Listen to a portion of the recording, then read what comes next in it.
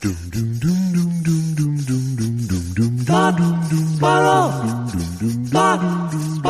2 Jews, 2 mics, 2 hours, starting now.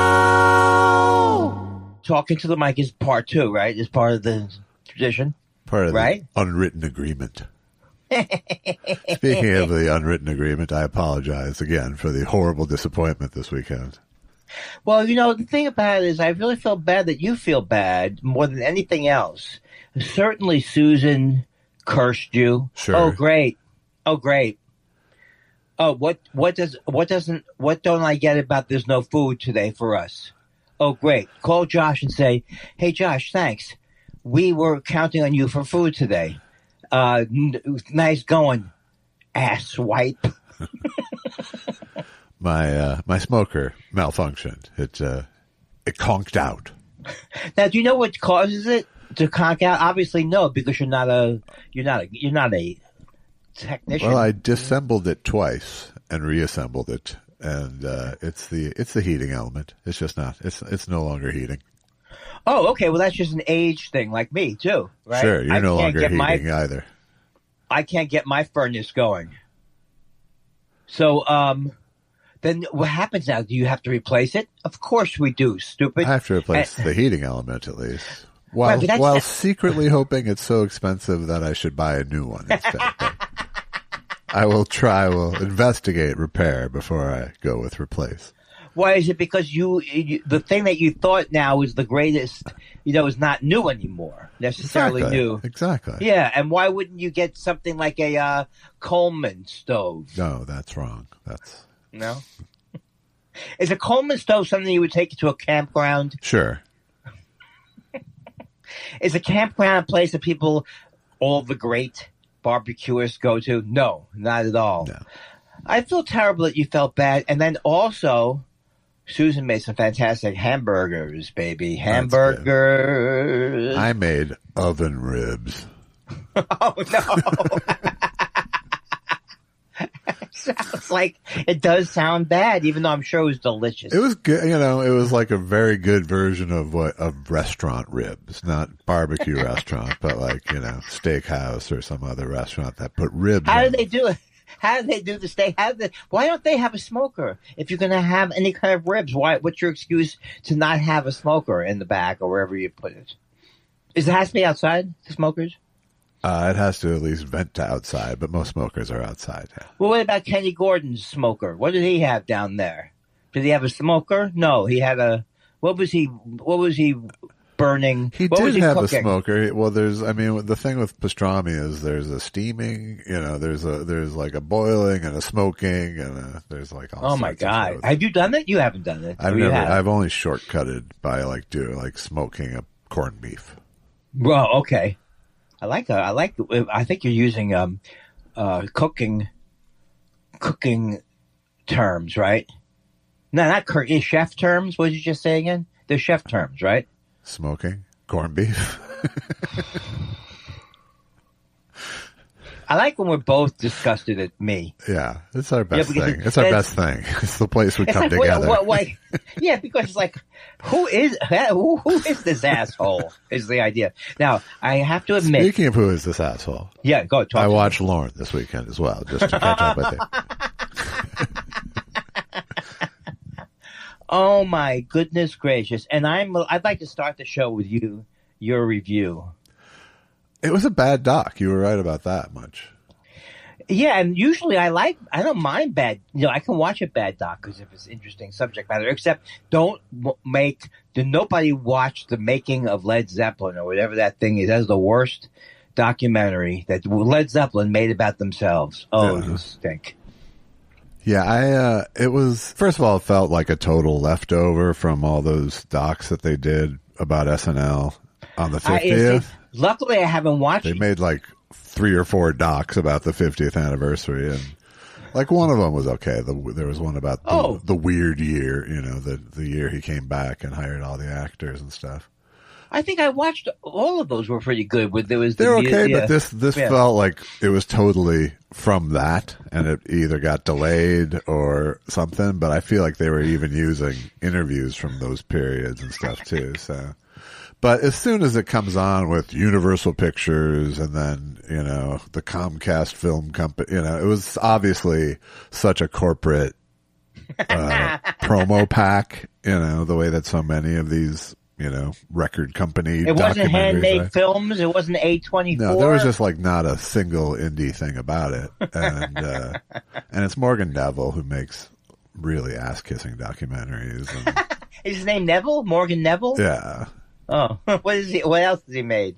Hitler. He made that McCartney one. He made his big one was 20 Feet from Stardom about the backup singers. Oh, I enjoyed that one. Yeah, I mean, it's in a way, it's like I kind of respected Lorne more because he just wouldn't fucking give them shit.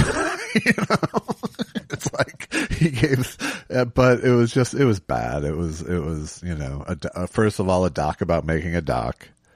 Right. It was, how am I going to talk about Lorne? How am I, But there was no actual he just obviously didn't want the fucking cameras around him. So there was none of him actually doing business on the showing the things that make him valuable to what he does.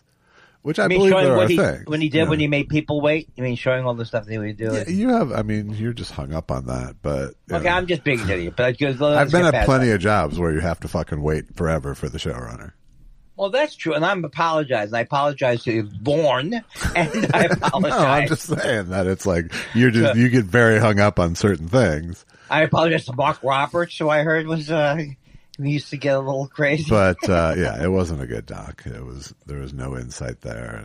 And that, part of that was clearly because Lorne didn't want there to be. Right. Well, see, what you thought was you actually admire. See, my thing was no, he wanted this. He secretly wanted this doc. No, I think I believe that he may have wanted this doc, but I think what he likes is other people talking about him. Right, that's true. Rather than him talking about himself. Which is and he forced Morgan Neville's hand because he wasn't giving him shit, so he had to go to other people. The question was why make the doc? Because it ended up just being another sort of history of SNL doc that wasn't necessary. Also, and I love Chris Parnell. I got no problem, but it sounds like sarcastic. Having Chris Parnell narrate it was bad, and I thought, I actually the animation stuff. At least there was because it was Smigel in the original animation. Oh yeah, from the TV Funhouse people. Yeah, and Smigel doing the voice. It at least had some foothold in the whole story. Oh, so he always does Lorne in those, right? Yeah. Oh, okay. Get your hand off. But but it was there was so much energy trying to make it a funny, entertaining doc because there was no substance there that it had neither. Yes, it was very meander. And the thing is, what they tried to do, and I love all these people. I love Fred Armisen. I don't love the one guy. I know I say I don't love him every time I mention his name, and he is the Lowe's Lonely guy, or what's his name? Art Schramberg. What is his name? He's a dick in the box. He had a dick in the box. Andy Samberg. Andy Samberg. Don't enjoy him, and also he's not someone who. I sometimes mix him up with Sandler in that. I don't even have any. With Sandler, I have a grudge against or whatever. I don't even have I've never met Andy Samberg, but I also feel like I'm angry at him in some way. Maybe worth examining. Not here necessarily. Well, but just that it seems like he was not the creator, but that whole time period where him and Justin Timberlake, it couldn't have been more hilarious. All the various, but that dang, ding, ding, you know what I'm doing now? All the raps, the years of raps that we had to sit through on Saturday Night Live because of Justin Timberlake. Because of generational change.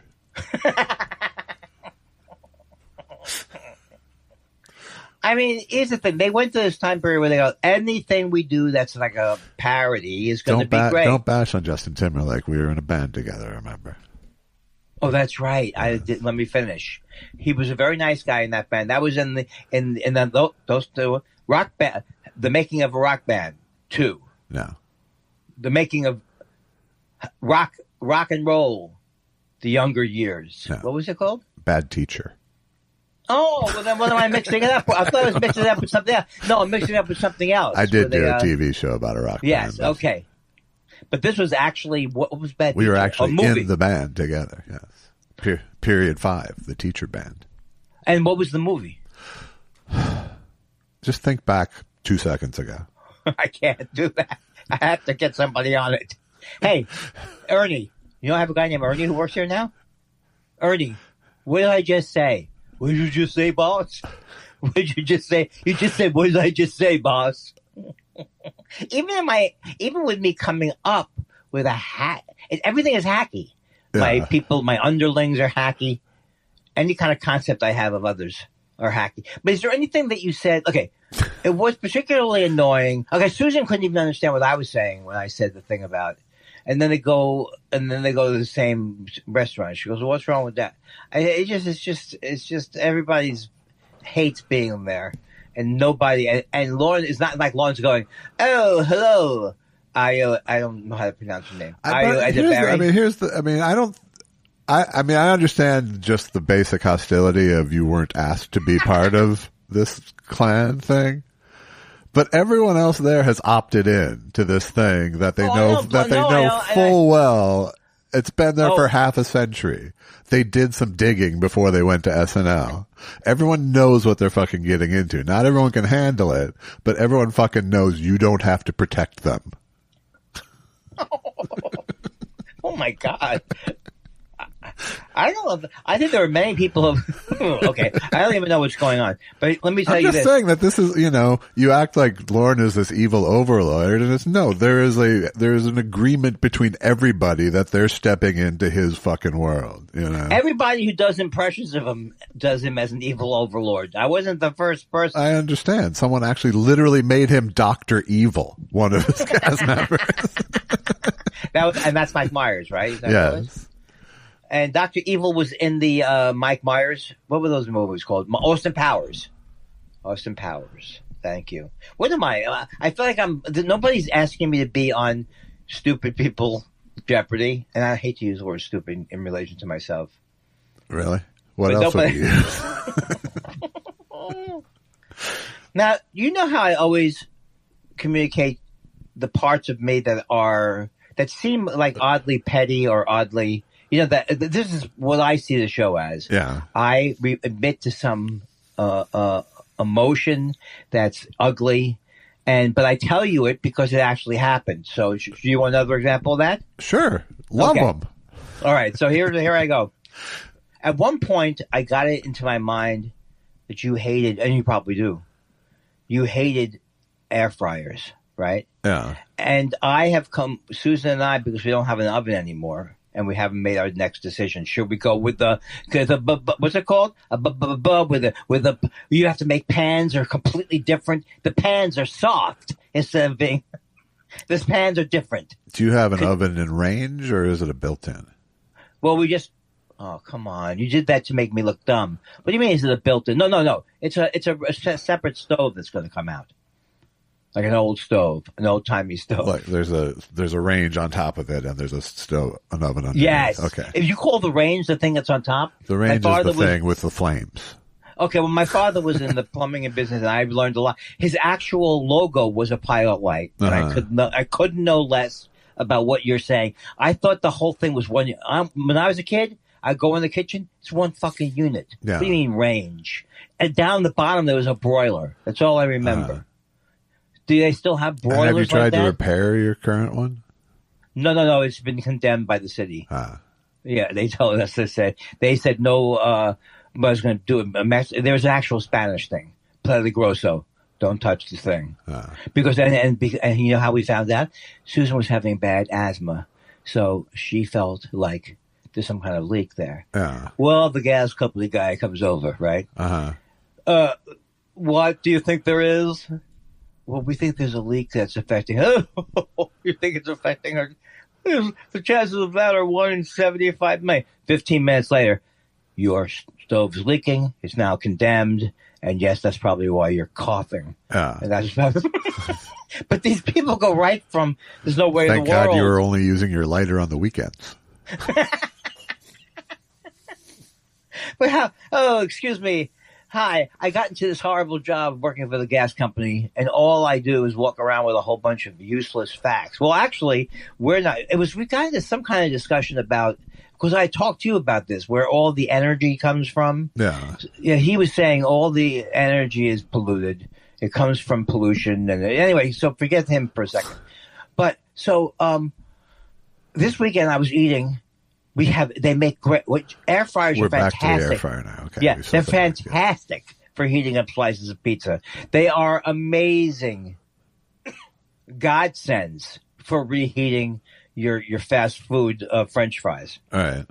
Okay, and that's all we have. And we have a microwave. Uh-huh. So as I'm eating from my air fryer, I'm thinking to myself, it's better than that. You're the enemy. Yeah, you know what? It tastes pretty goddamn good in the air fryer.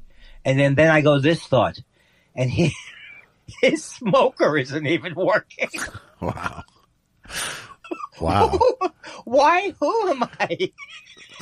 What do I stand to gain from that kind of horrible thinking? I'm better than you. I know. I'm you're better having than imaginary you, right? arguments.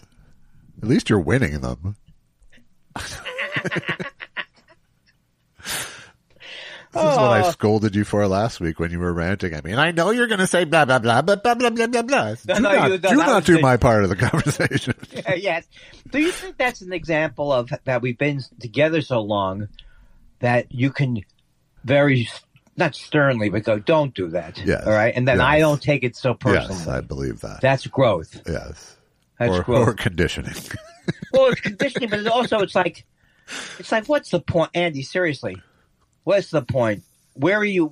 At this point, you're not afraid to present yourself as the world's stupidest person. Well, don't I've taken a cue from your wife's tough love approach as well.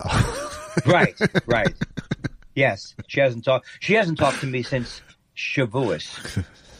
Since you punctured a hole in the oven so you could get an air fryer.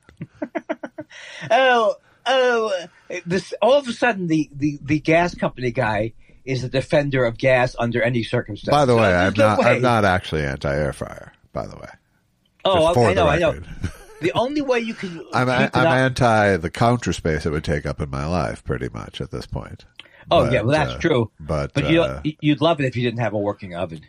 Yeah, and a working toaster oven, and it's like we've never had the cheap, and this is a great story. Cheap toaster that we keep buying it new. It's like a $10 toaster it's a real name. It's like KitchenAid or somebody. Wow.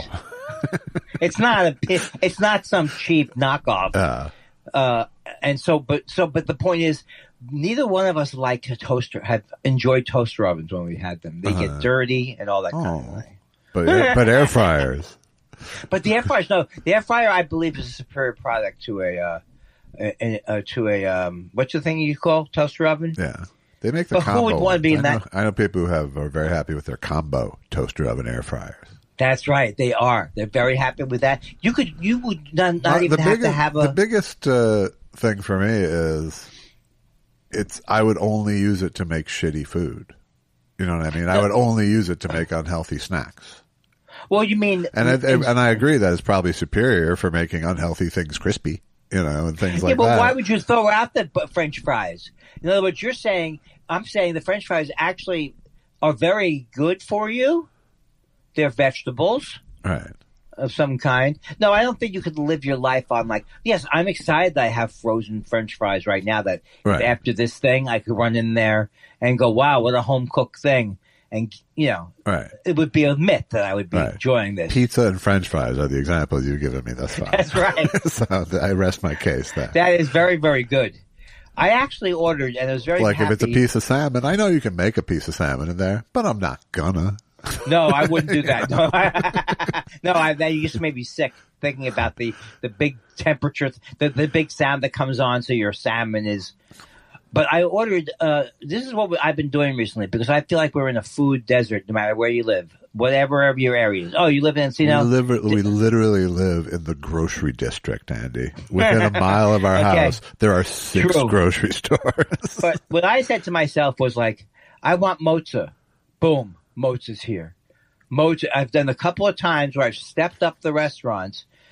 Dan Modern Chinese. Oh, do I enjoy the Dan Modern Chinese? Where is that? No, Dan Modern Chinese is in West LA. Oh, Jesus. But here's the thing that they do now.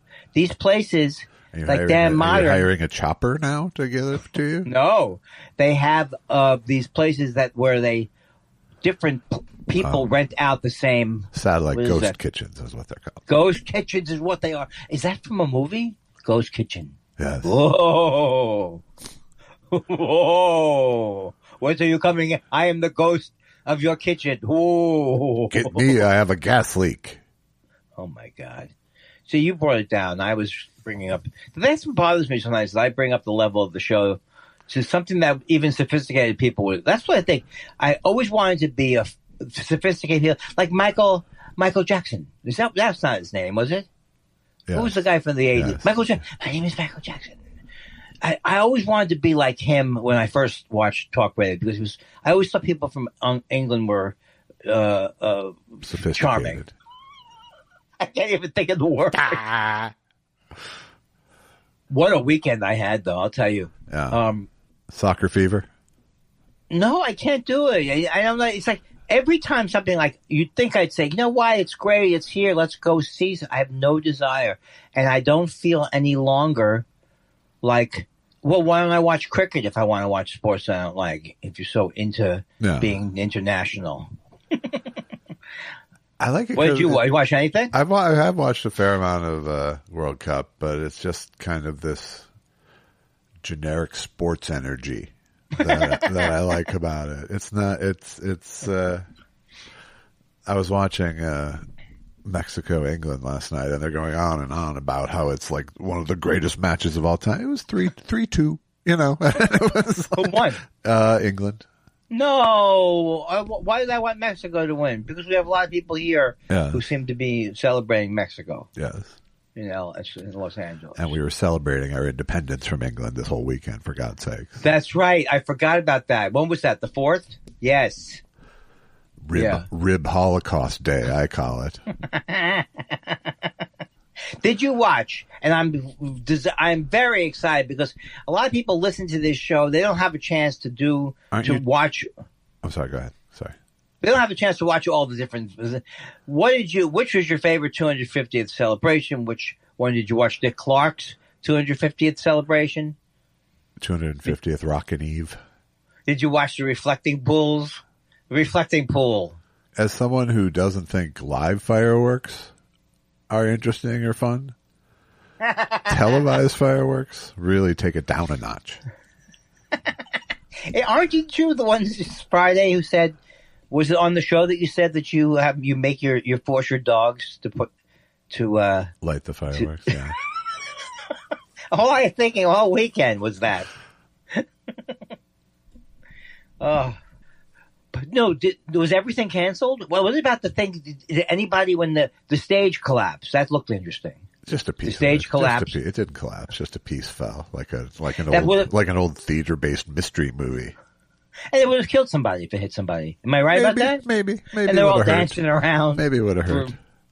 They're getting Disney money. Well, I mean, sub-Disney money. Like, what does that pay? What does that pay when they build the arena to fight in, or they build these? What are these tall things they're constantly building? By the way, are they roller coasters? What do they keep building? Yeah, they're roller that attaches coasters, to the. It had to be something. What was the original? It was the claw arches. The claw, baby. What was that? What was there for the UFC fight? Is it a ride? No, it was just lighting. Is that claw a move that some of these? No, UFC it was guys just use? the big scaffolding. Read us something. Hey, who won that? The thing I never got from that because I'm a big Ultimate Fighting fan. Who won that thing at the? I hope it wasn't somebody who then said Michelle Obama is a man or something like that. Did you know that happened? I do know that. Yes. Yes. And this is like the darkest part. I don't mean the darkest because that would mean black. The worst parts of the internet. I know I can't help. Wow. Something tells me I'm going to say something racist, so that I can't stop. What are you going to say? Why would you say something racist now? Because I had nothing else to worry about. But they're calling Michelle Obama a man. But they think that she's a man from all of these other. I'm more. Do you know what 11/11 is, for example?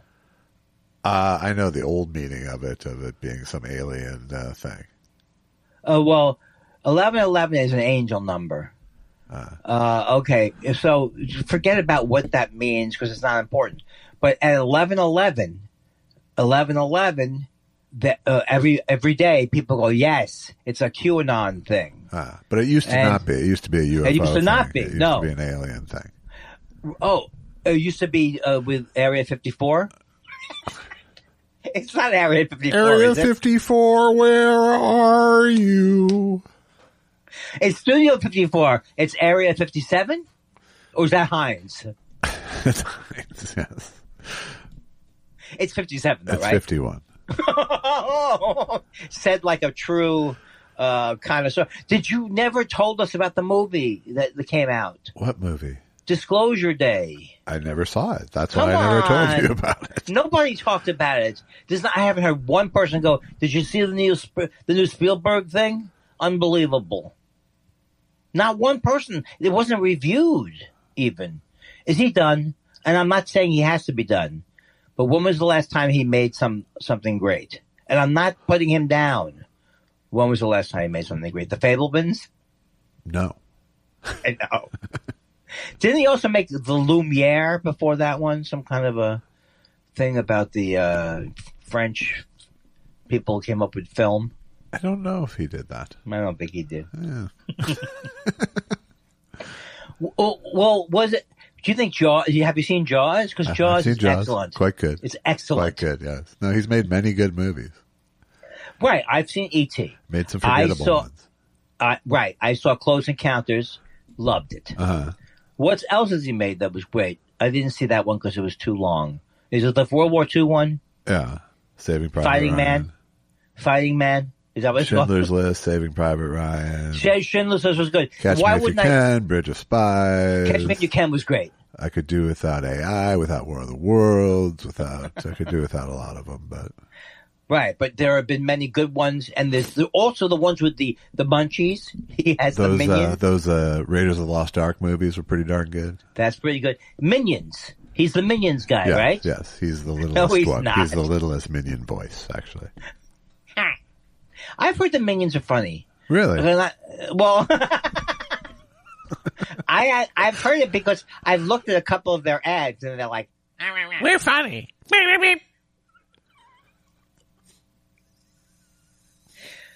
But I think people that I respect like them or something. Who? I don't know. Just name one person who said good things about Minions to you, and we'll follow up. Some of the alternative comedy people like the Minions. Who?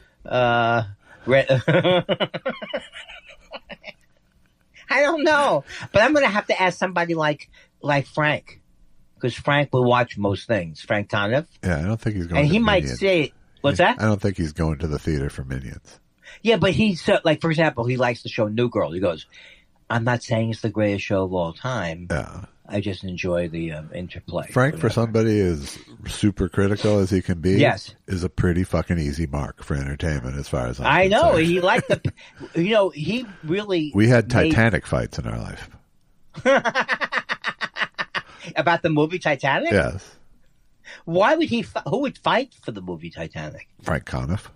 Well, I know people. There's many people I know. My friend Les Ogilvy told me he cried when he saw the Titanic. Yeah. So there are some people who swear by that movie. He was in the insurance business. So terrible. You brought so much joy for the old style. Look, do you think on the... Okay, I was going to say a joke that's my actual joke. Do you think they ever said things like, here's the room where we eat, here's the weight room, and that's just the tip of the iceberg.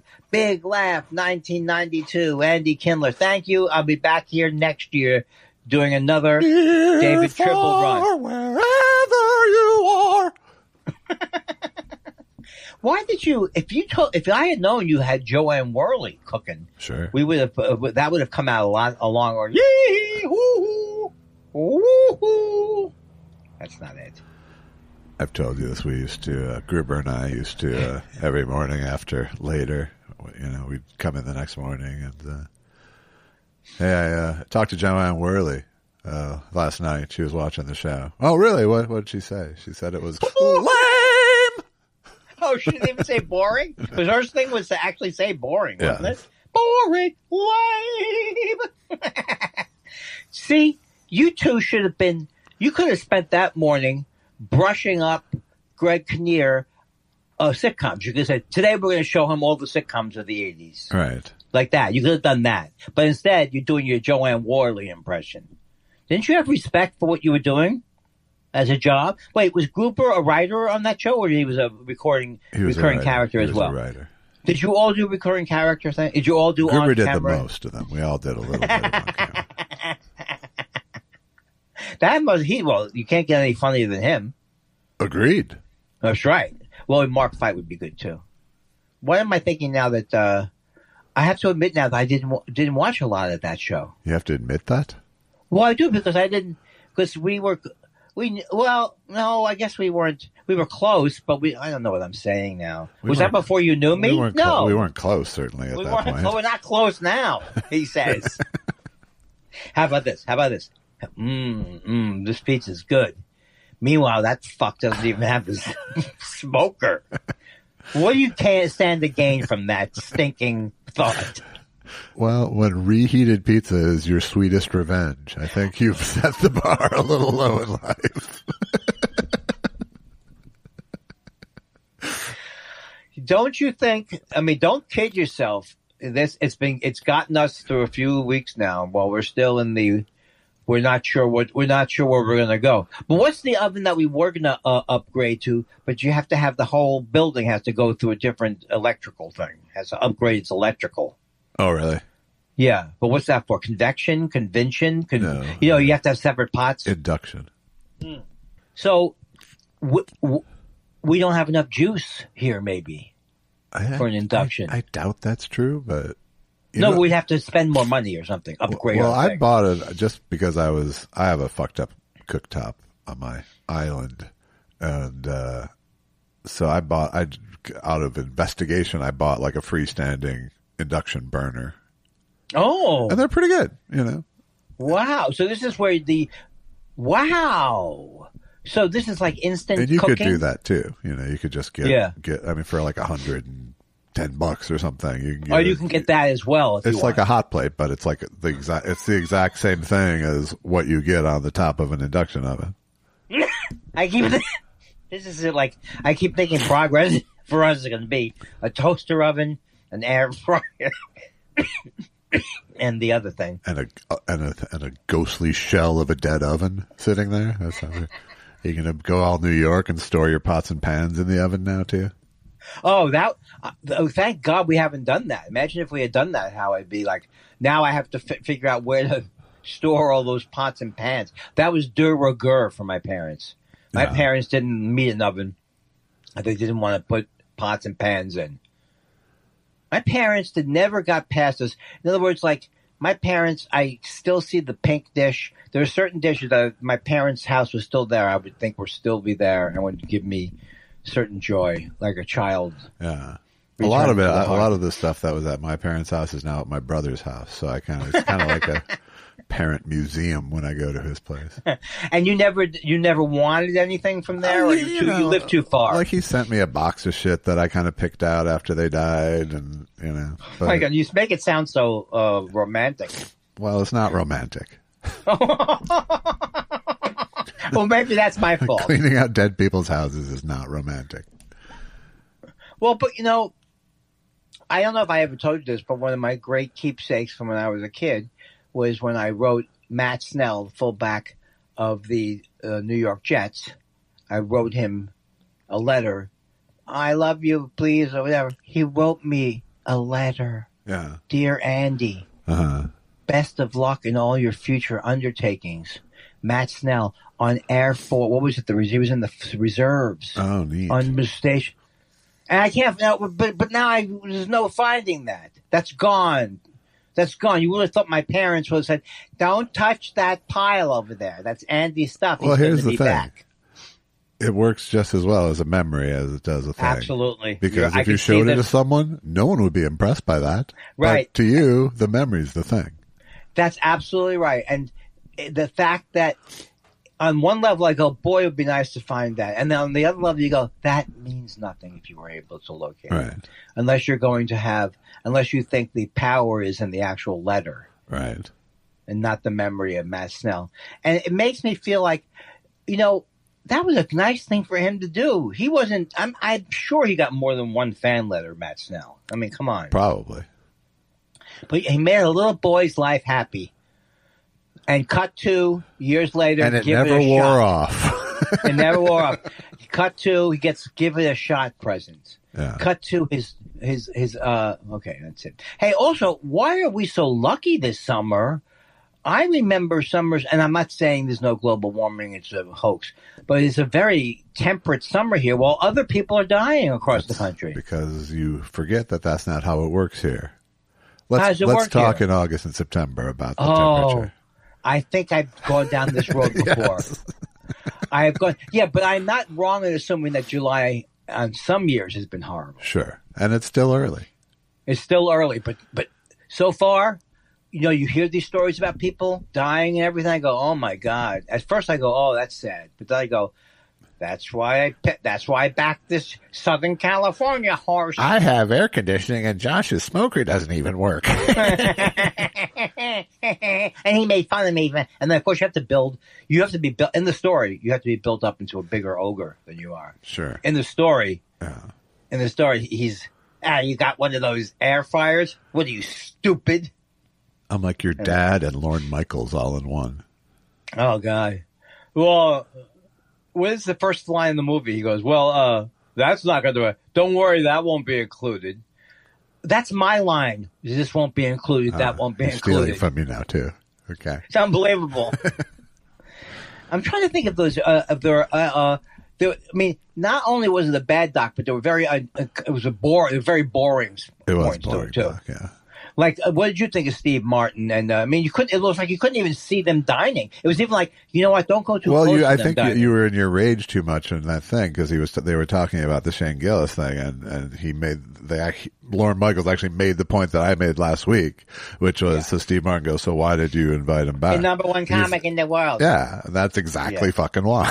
That's right, and the only reason why. He's the number one comic in the world. And you think Steve Martin, who's a sophisticated man, a cosmopolitan man, a man who's cosmopolitan and, did I say sophisticated? You would think he would say, oh, no, Lorne. Did you enjoy the visual of Lorne getting up in the morning and, no, it's not Lorne getting up in the morning. Yeah, it's Lorne getting up in the morning. Like Paul Simon has a gym? I don't understand. Why wouldn't Lorne be the guy who has a gym? Because why would they both have to get a gym if they live next door from each other? But the interesting thing is, like, I in no lifetime will ever have experienced that. Ben Stiller lives in New York. People live in New York and Manhattan. And no, nobody can live in Manhattan anymore. Like, just that can't be part of your story. Paul and Lauren are like Fred and Ethel. They are. Like Ethel and Lucy. And so, do you know that the building must be a lovely building? I would assume. Assume. Since his advice to everyone is buy a more expensive apartment than you think you can afford. Well, the thing about it is, if I lived in New York like that, I would think it was charming to live in New York, in Manhattan. I was thinking about this. I was talking to Allison about this because she watched that the Robin Bird doc that I liked. Right. And there's something about, like, docs about people in New York who aren't successful necessarily. Right. They're like extra sad because everyone ends up in a dingy apartment in New York, just because that's what the stock is, People either have to downsize into it or they never gave up that apartment for 40 years. Yeah.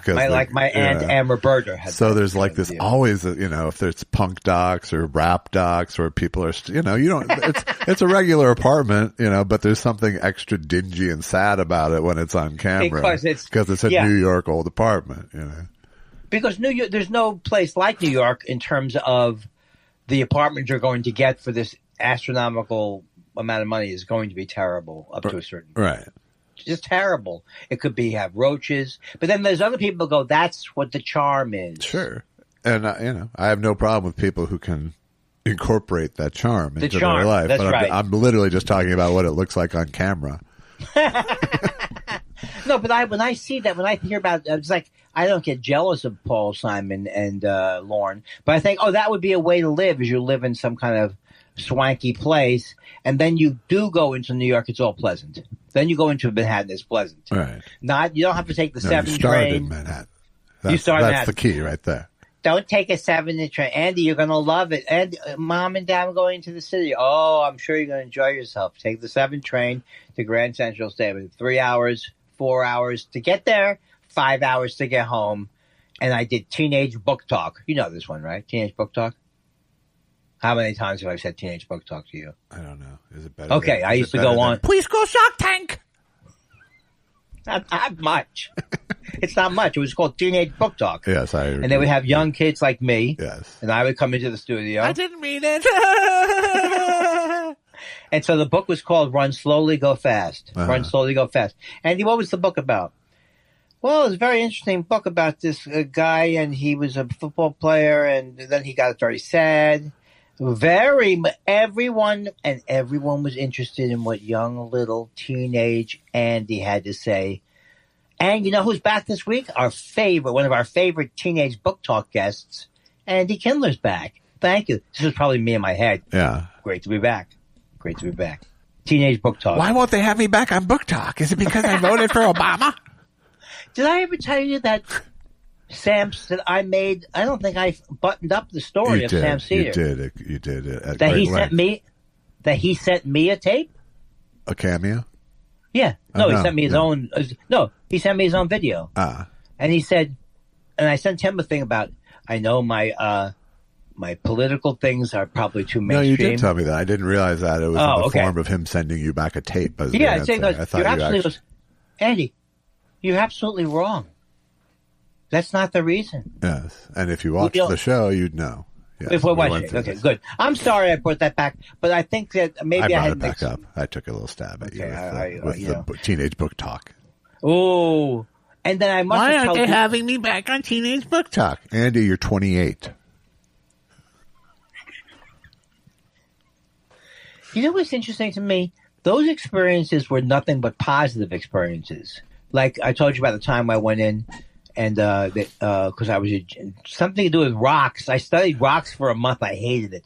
But they went in and they said, Teenage Geology Talk.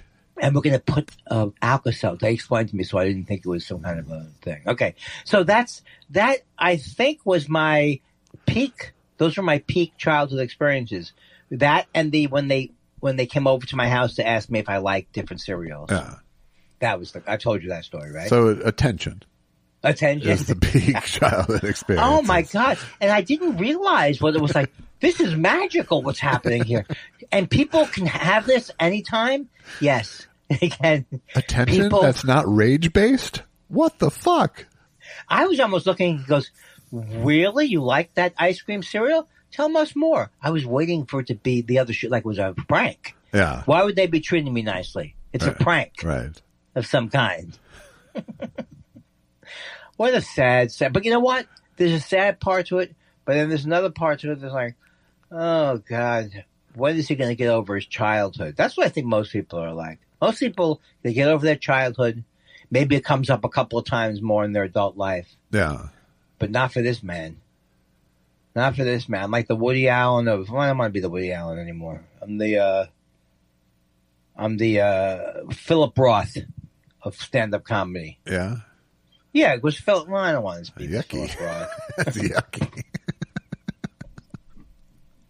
I used to love Philip Roth's writing. Sure, but it was yucky. I loved Richard Benjamin, too. Yeah, sure. He was good. Anyone else you want to include on the list? Yeah, I liked... Alan Arkin's nice.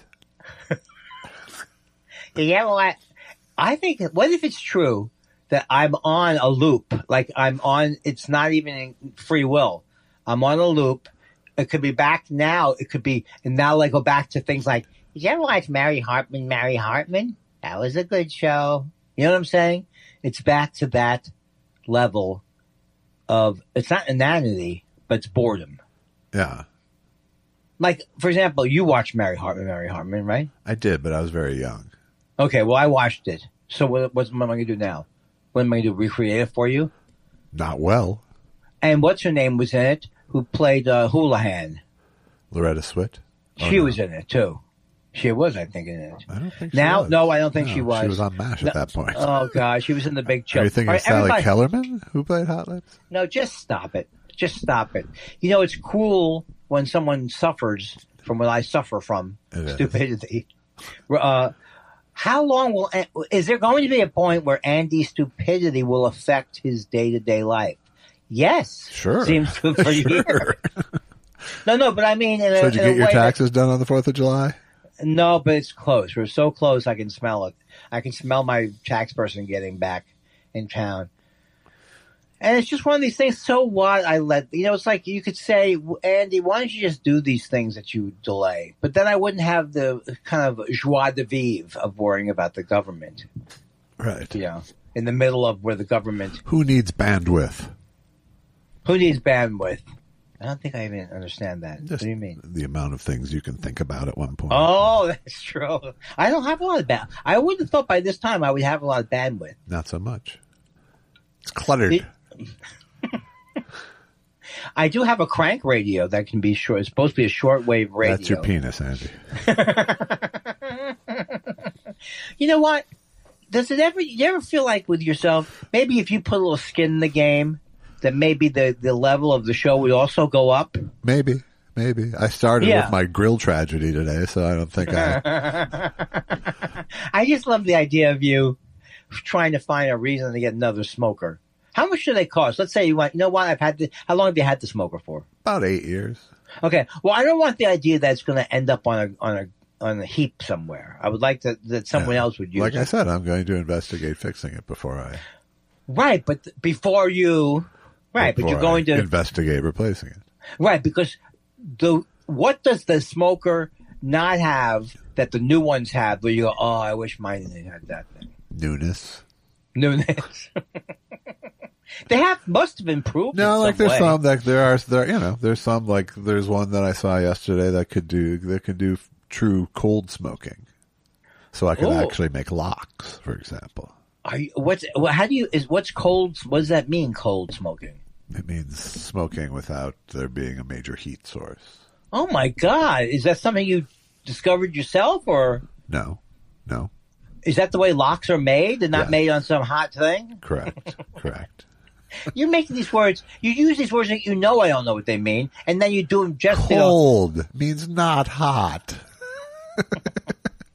Well, but that's not always good. Like I tell people, stay away from the cold brew coffee. Ice is it called?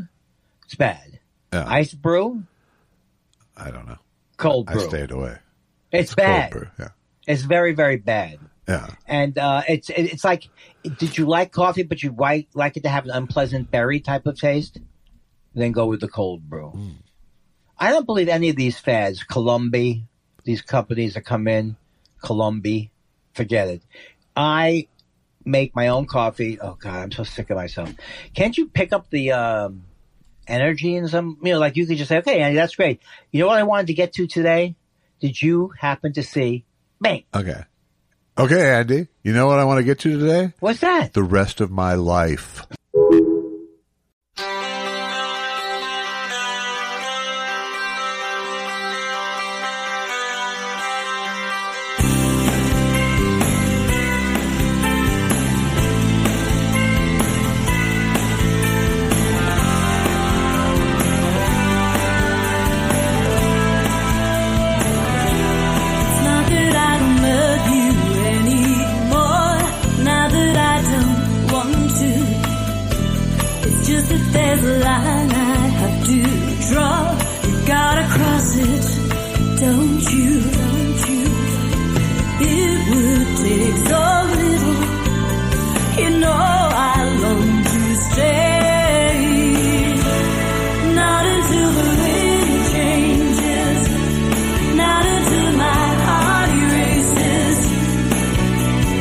Every single memory of you.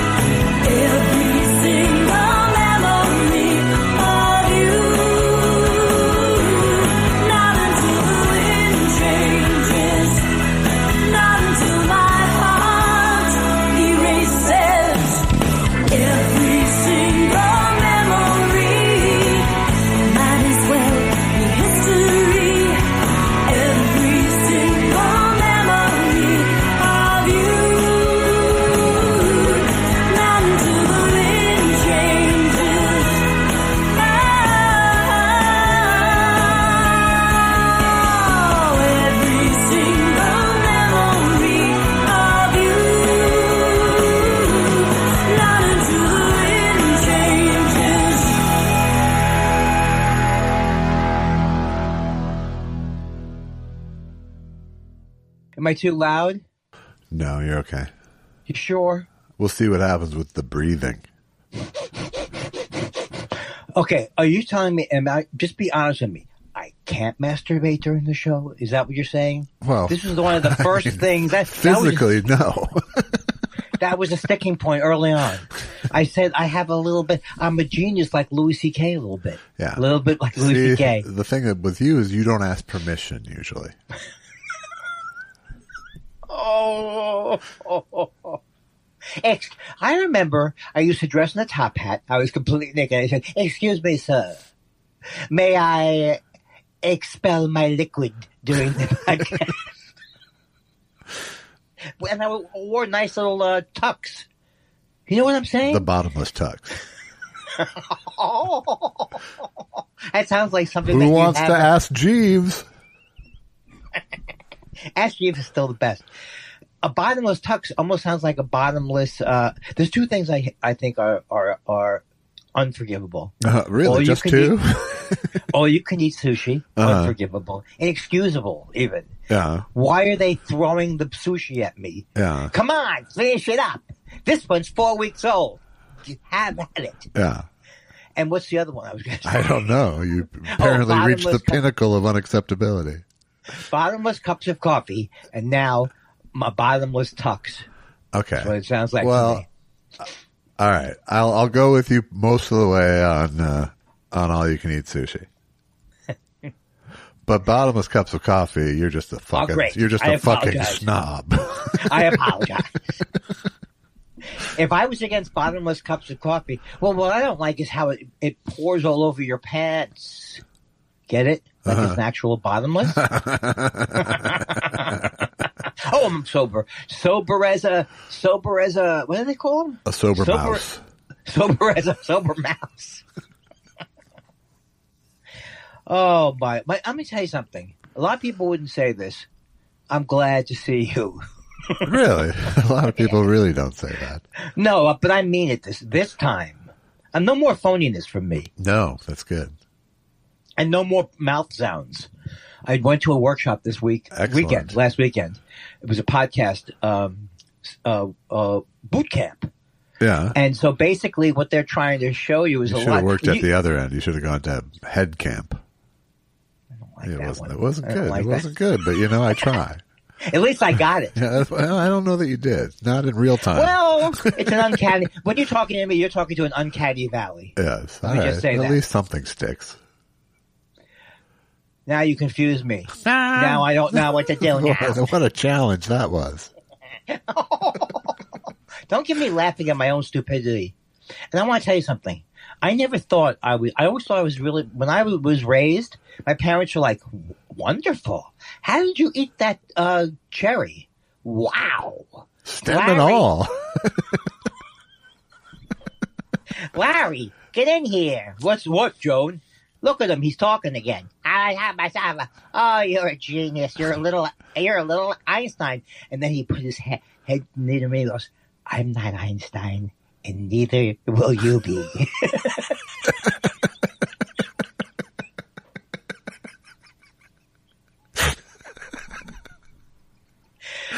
Which is scary because his big head is coming down. I didn't know who Einstein was at the time.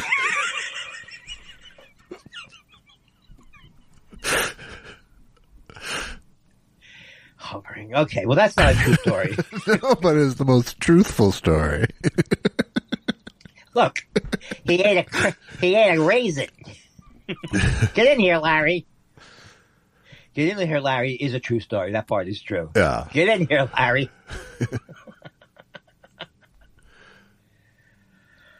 Oh my God, that was good. You know, it's nice to. I never thought doing this podcast that would be that you get laughing with. You made it so I have to blow my nose this time. I realized that. First of all, am I the only person who realized that Jay Kogan is J.K.? You have something on you left something on your. Ah, that's good. Very good. That's nice.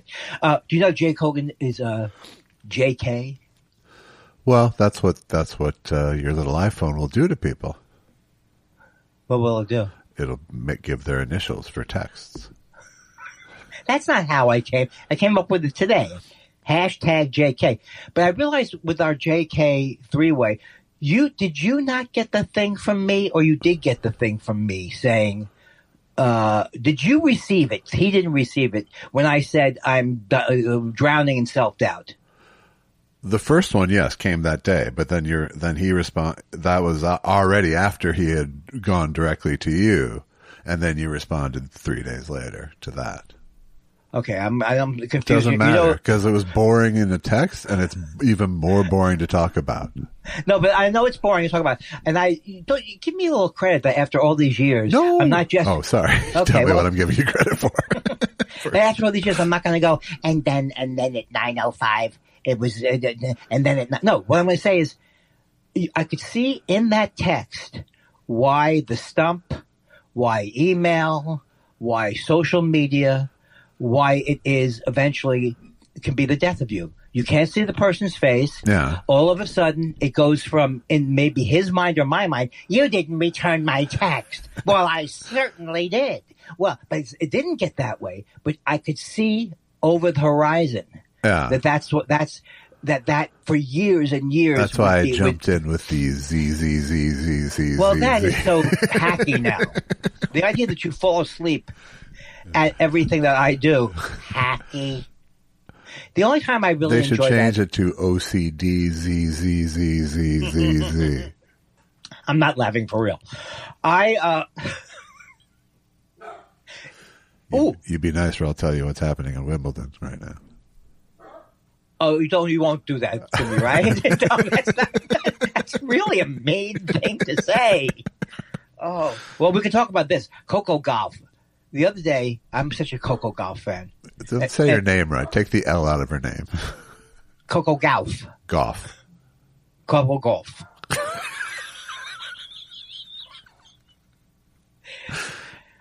I love her. And so I always root for her. Yeah. So after she lost, yes, I thought she played great. But after she lost, but the other woman played great. But after she lost, I said to myself, I become depressed, and then I forgot why I was depressed, and then an hour later I was like Trump, and no, that's not what it is. I'm depressed about Coco Gauff. Golf. She's going to be okay. She's okay. Be okay. Yeah, she's okay. It was quite a tiebreaker that she went through. Right. She had it on her racket, and she Stop saying that. Stop saying those things. I hate those kind of things. That's the worst. Actually, the worst part of tennis is when Chris Fowler comes in and he goes, I wonder if she's still thinking about the volley she missed 4 sets ago. That's the way bad commentators think. Yeah, Coco Gauff was one of her particular skill, it seems, is being able to shake off the previous thing. I know. And she's much more... When she had Brad Gilbert as her coach, I don't know if you remember this. I do. She was really upset. And at one point, she yelled at him during a match. I'm not making that up. Tell me what to do. And so I think Brad Gilbert was... I always thought he was the wrong coach for... I like him as a commentator. Yeah. But I think she has a better team that she likes around her now. Yeah. Her father can't come to the matches. Her mother, is it wrong that I'm attracted to her mother? Is it wrong? Not at your age. What are the odds that I'm being attracted wrong would be attracted to Coco at your age. And you know what? And let's be proud of me. I'm not attracted to Coco. I appreciate her. I mean, I'm not attracted to her, but I don't see her as who was the woman who was like everybody used to talk about sexually Anna Kournikova. Maybe that's what it was. Yeah. And then, in fact, one time John McEnroe got really mad. I was actually proud of him because someone was saying that the other woman, there was another woman who was very pretty too, but she was won a few majors. And someone said, she's like this one without talent. And McEnroe snapped on him. Anna Kournikova has talent. You don't get to this stage of tennis just on your looks. And I was like, John. I liked him much better than when he was challenging Venus and Serena to matches. Yeah. Which he was doing for a while. I can beat you. I'm 50 and I can beat you. Oh, great. Great. And they said, we're too busy. We're too busy, John. Mm-hmm. Mm-hmm. Now he's a great, okay, let's get this out of here. I'm sorry. This is inside baseball. So anyway, I have to follow up on something we talked about last week. Okay. And it's not going to be long, maybe 5 seconds. Right. Do you know Plaschke? Bill Plaschke? Everyone knows Bill Plaschke. Yeah, he's the worst. He can be the worst. He is the worst. No, stop it. If he agrees with me on something, all of a sudden, no, Plaschke to the rescue. Well, I think he criticized Caitlin Clark. I didn't look at the other articles, but he said that the Dodgers should boycott going to the White House. I'm just saying, we had a discussion about it last week. I think they should boycott. I think it looks bad.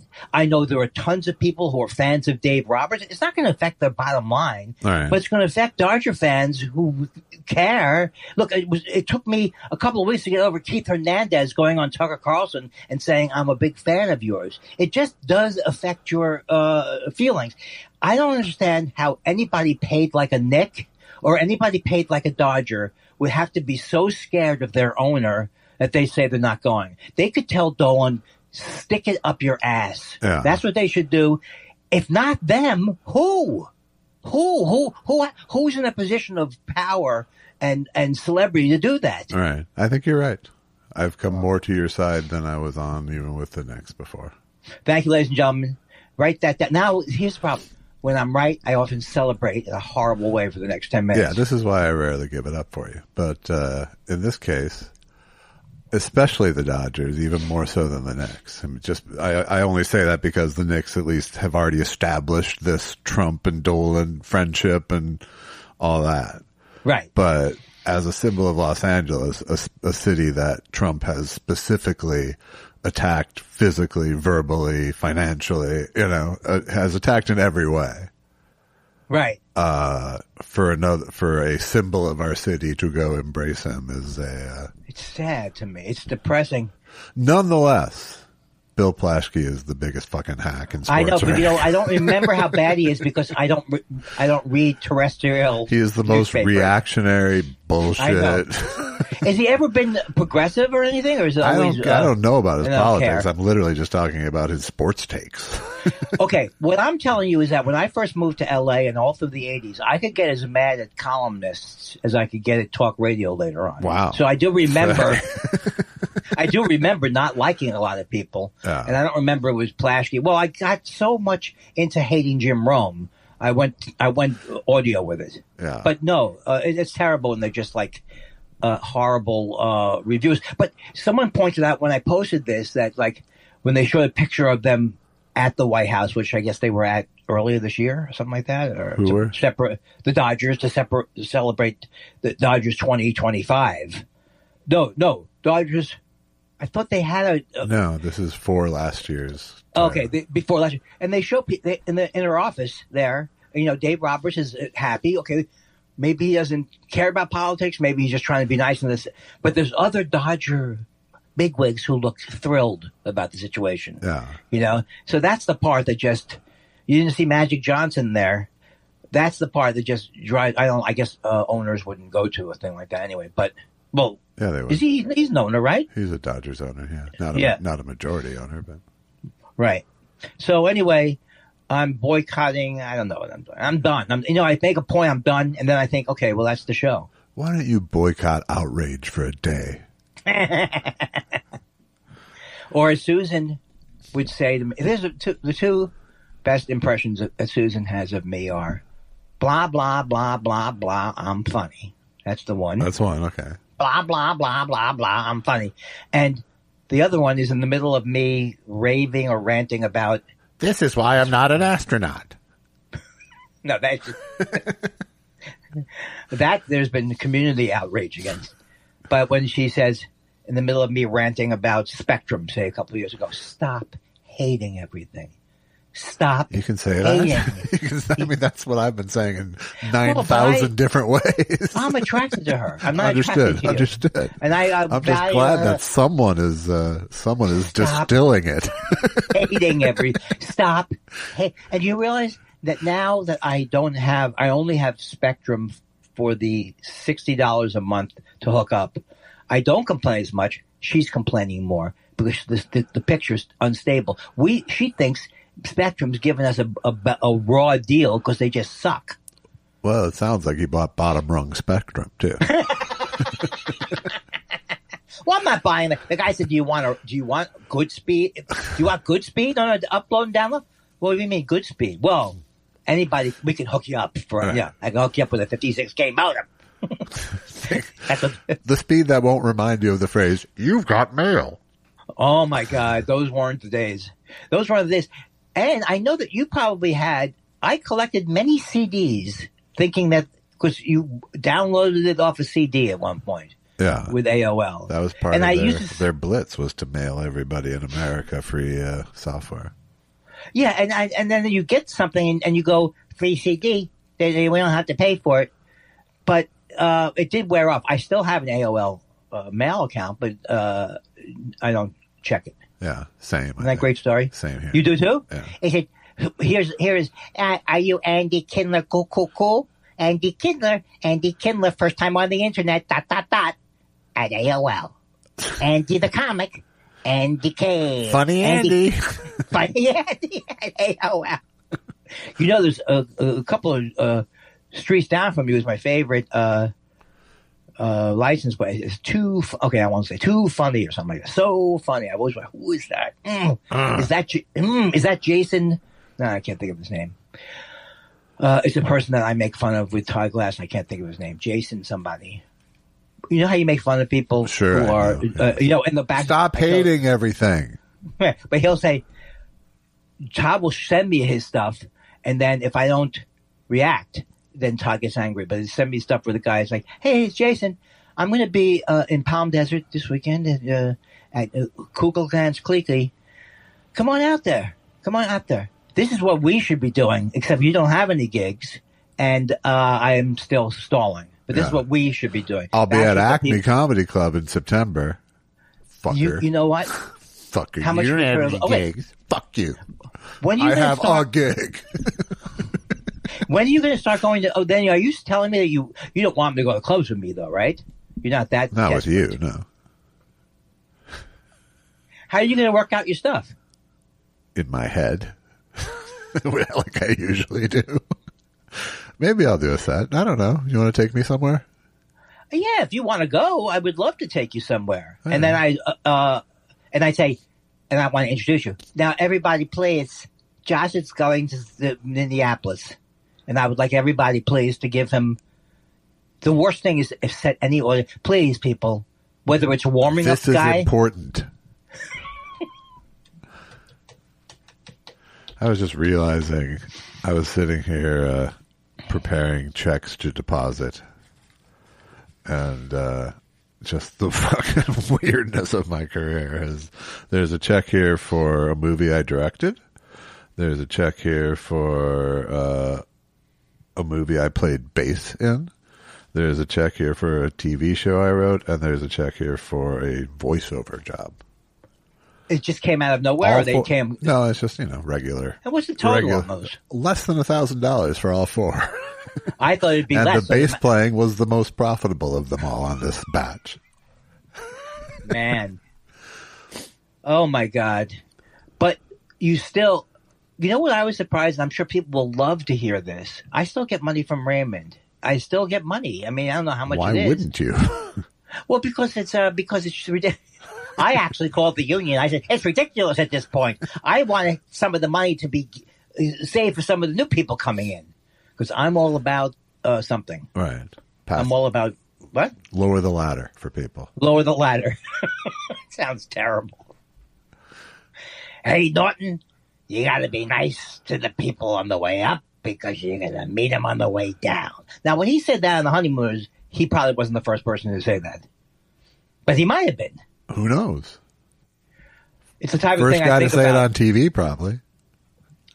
I was going to tell you another. Okay, how long can a boring anecdote go? How long should I allot for the boring anecdote? Not very long, based on like 45 seconds. Description. Yeah, sure. I can When roll. I came out to California in 1978, I was so depressed because I'm sorry, I was wrong. when I came out, you were wrong about how much time. Yes. Not wrong about. So I came out to California in 1978. I was so depressed. I wanted to be a singer, songwriter, guitarist, along with 30 million other people, and I got great pleasure from watching reruns of Mary Tyler Moore and the Bob Newhart show. Mary Tyler Moore I'd watched with my family because I think it started in 1970 to 74. But when I was in college, I didn't watch, wasn't a modern college like now. There was no TV. I didn't see TV for like 4 years. So that's between 75 and 78. Really? You had no TV at your dorm? We just did. It was before. No, we did have a TV where people watched Saturday Night Live or something like that. But I very rarely went in there. But it was like there was like a TV room. A TV room. Nobody had TVs in their dorm rooms, and then no one would. I didn't want one. I can't imagine a life like that. Well, I was, and I was trying, and that is amazing. No wonder you took acid all the time. Well, that's what I'm saying. I had my own things, and it's like you say, well, I bet that Andy was able to really knuckle down under those circumstances at college. No. I had just as many. It seems like there were just as many. I'm going to go to the student union and have a bagel. I'm going to see if I can get acid over at college in the woods. So I have undiagnosed ADHD. So I didn't know what the hell.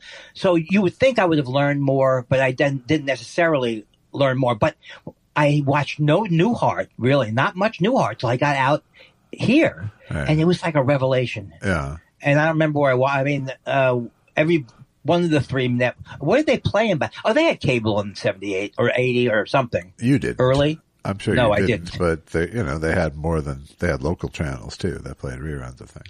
Oh, so great. So I think it was in the afternoon on the local channel. But I just the story's over. See, if I said the story was over. Is there an upshot to this? No, I liked a TV show in the 70s. I like the TV. No, because I'm burnt out. I really am burnt out. I cannot watch much of any of those shows unless I give it like a year break, because I watched every Mary Tyler Moore 40 times, But then it was like a revelation. Yeah. I would say you could be done watching those shows. You don't have to take a year break and go back again. I think every 10 years, is Chuckles the Clown dies or whatever the thing is. Yeah. I can still, if it's a long time, but, I can't watch Lou Grant anymore. I don't know. It's not on anymore. I revisited the Rick Burns New York documentary series. What's that? It's like is that Burns? Yeah, Rick Burns. Ken Burns? Rick Burns. Oh, so it has nothing to do with Ken Burns. It does. It's his brother. Why does he have a brother who's more accomplished And my than me? favorite Ken Burns movie is Rick Burns New York. So do you like his stuff? His stuff is better. I just love New York. It's a great series. It's my favorite of those. Well, why haven't I? What's it called? Rick Burns, New York? Yeah, or New York, a documentary by Rick Burns or something like that. Okay. Got it. But I think you'd have to. Does he spell his last name the same way? Yes. Okay. Because it's the same family. I'm sorry. The doctor actually said I am stupid. Oh, well. We'd be joking about it, but I'm stupid. Right. Well, why aren't you wearing your hat? I hope that there's nobody stupid listening to this. All right, so tell me more about Rick Burns, New York. No, it's just the history of New York. It's just really, really good and well done and interesting. Have you heard about this guy, Jacob Reese, maybe his name is? He was a guy who, in the 1890s, he took all these pictures. Yes, I'm not sure. How the other half lives. Yeah, and he, I didn't realize that there was an invention of flash photography. I thought it just came Instamatic, introduced it. Sure. But that's how they were able to take these gritty pictures of New York. Yes. And you were wrong when you said in the early 1900s, it was like a Garden of Eden in New York. It was not. It was a very crowded. My grandfather was living in a very crowded ghetto. You made it sound like it was all Coney Island and paperweight dreams. What did you say? My uncle Astor had no problems. I'm named after Andrew Carnegie. I don't know. I thought it was Carnegie until I watched PBS. The Andrew Carnegie. Yeah, he's trying to keep it separate from the deli, even though it's the same guy. I'm reading this great book, and it's called Cults Like Us. And I'm listening to it, but it's all about how, where these cults came from. What the fuck am I trying to say? I don't know. You were reading a book called Cults Like Us. This is what's happening in my brain now. I can't remember what I just said, and that's the only thing that is important in my entire life. You started with Jacob Riis. You went to a cult. Somewhere on that spectrum was your on-ramp. Oh, I don't know. Anyway. Flash photography. I was in a cult, Really? For a brief time period, now that I realize it. Yeah. The 80s comedy scene? Maybe I've told you the story before, that I sold Shackley for a brief. Do you know this? Yeah. Did I talk about it on the show? Yeah, sure. Okay. I sold Shackley, which I used to joke was like Amway, but it was all natural. And I did it for a couple of months. Yeah. And even me not understanding it was a pyramid scheme then. This is when in the 70s, multi-level marketing was like people were, everybody was getting into it, or they were getting into a pyramid scheme. Send me $1, I'll send you $5, right? That's what it basically is. Even with my limited conceptual ability, I knew after 2 months of not making $1 that I'd never make any money with it, or unless I wanted to alienate my entire family, because the whole thing was So you obviously weren't in a cult. You brushed up against the cults, but you were never in. No, but it used to be like my joke at the time was, do you know how you go to the supermarket and get your detergent? You know what you need? A middleman. Let me buy you the soap. And I couldn't even figure out when we were all. First of all, you had to believe that their Basic H was the greatest cleaning solution in the history of the world. Because why else would you be selling it? Why wouldn't they be going to one of 50,000 drugstores? Right. You have to make it as if you can't get this anywhere else. And did you do demonstrations with the product? I never got to the point where I think maybe I called an uncle, but I think I blocked it out. Want to buy some spray? No. Okay. Horrible.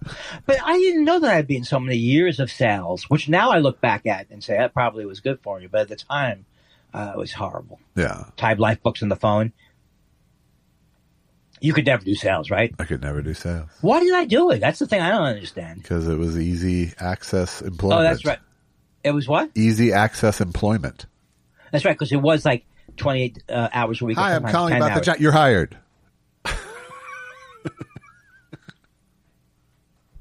Look, it's a great concert. We have Bob Dylan. Now, of course. Now, was this before bartending school or after? Oh, yeah. This was all before. No, bartending school resulted in an actual wonderful job. Right. I'd love to be a bartender. But bartender. I'm just trying to sequence the events. It would be like 78. In 78, maybe early 79. What was your first job when you got here? I worked at Kenny's Deli. Okay. And then I got fired very quickly. And for cause? No, because the woman was mean, and I didn't like that she was yelling. She was yelling at us.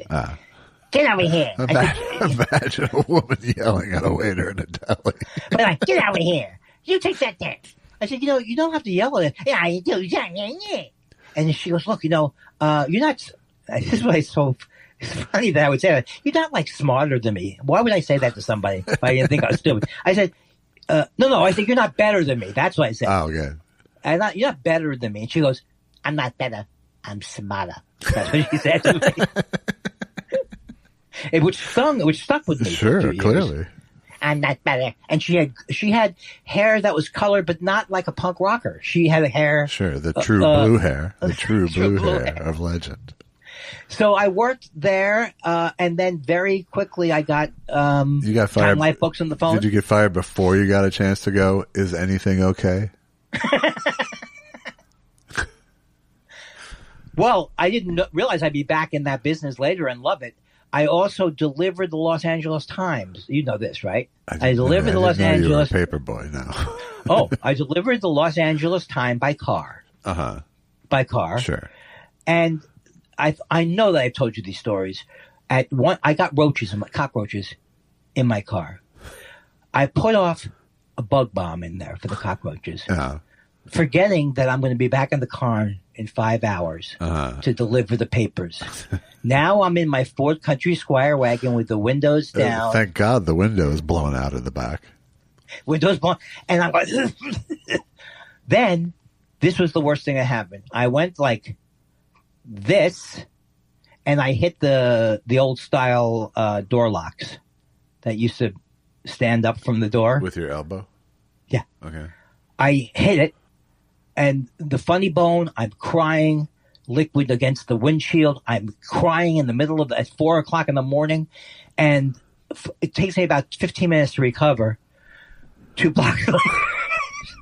I couldn't do the right elbow. I wouldn't have reached there. All right. So what happens? Next time I'm out there with an elbow pad. Gosh. This is like my wife.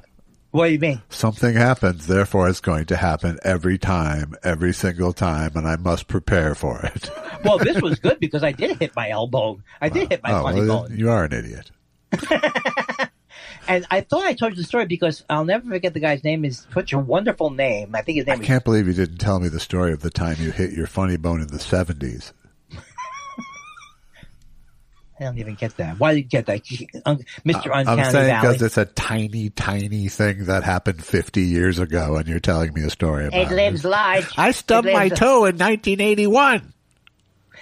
And the man, whose name was Jack, and he was a very nice man, he said, "You're doing good." You know, at first I got there, I was scared, but then I was really doing good.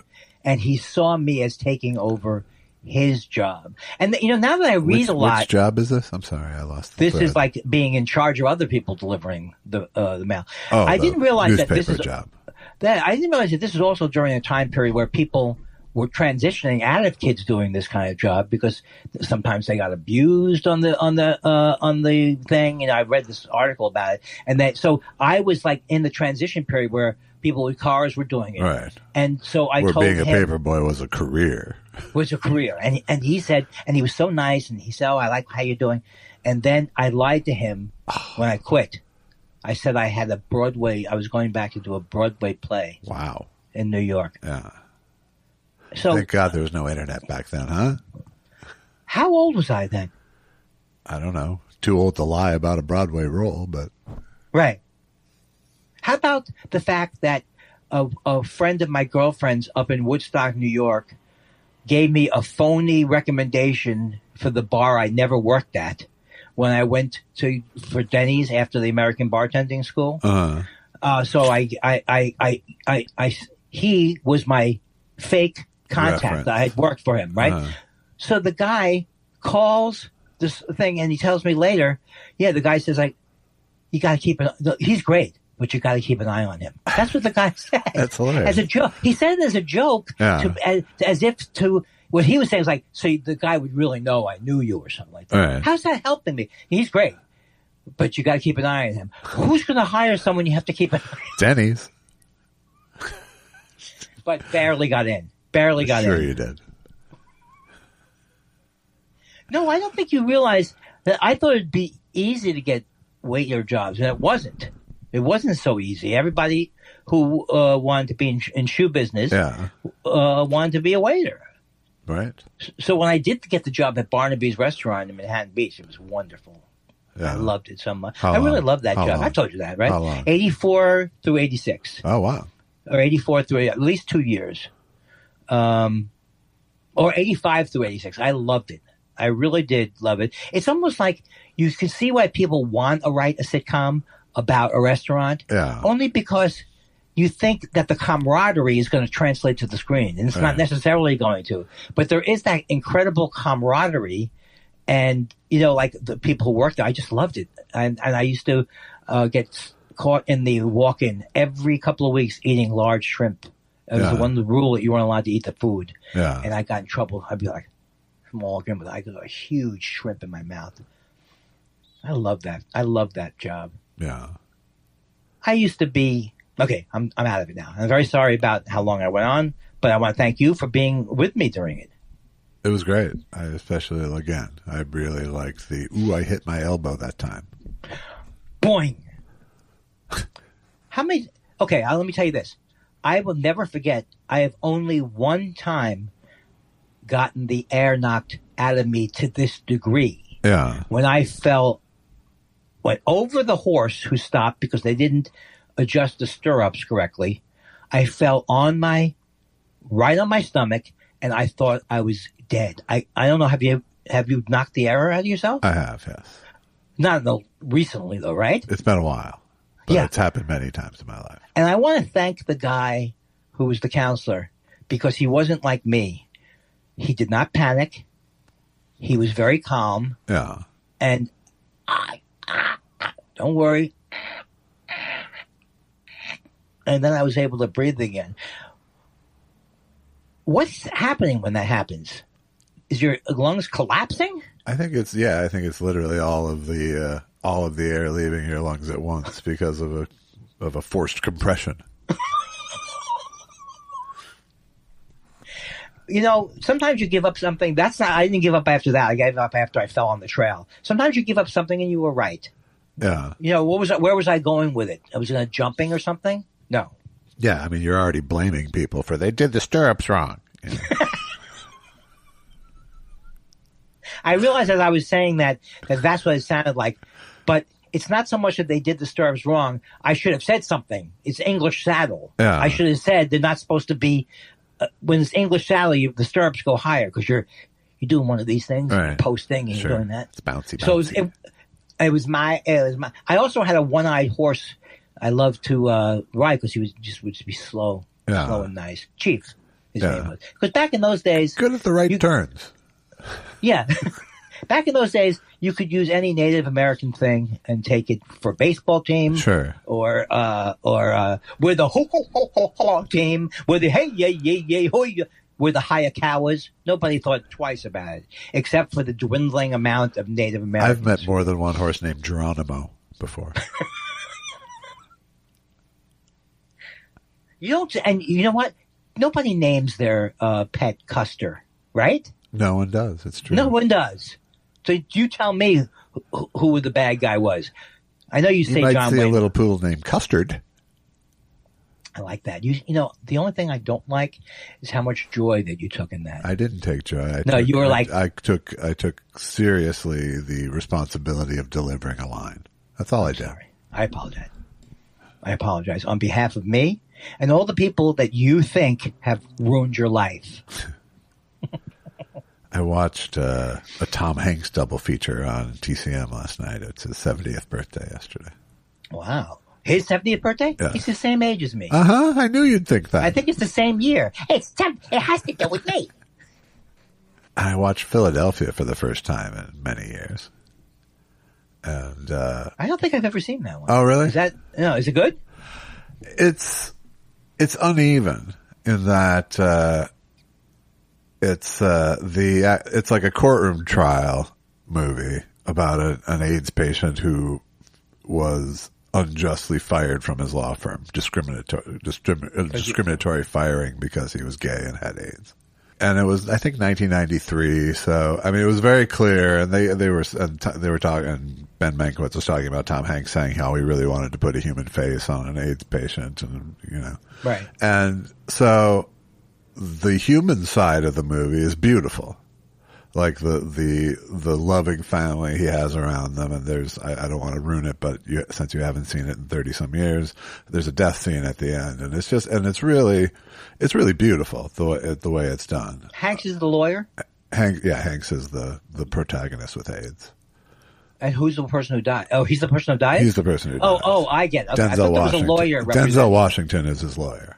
Oh, okay. Great. Who is homophobic himself. And so, like, everything about people's gay prejudice is super melodramatic in the movie. Right. Like, everybody is pretty arch, Yeah. But the family stuff, the attempt to put the human face on it, which kind of goes overboard with the giant, loving, Catholic, supportive family, Right. But nonetheless, it's beautifully acted and not melodramatic and not overdone. And I was crying like a fucking baby about it because it's just that's so great. And it wasn't. And you never have emotions. Well, I do have emotions about happy. Like I cry from triumph always, like a lot. Not my triumph, other people's, but sad doesn't. Dramatic sad rarely gets me.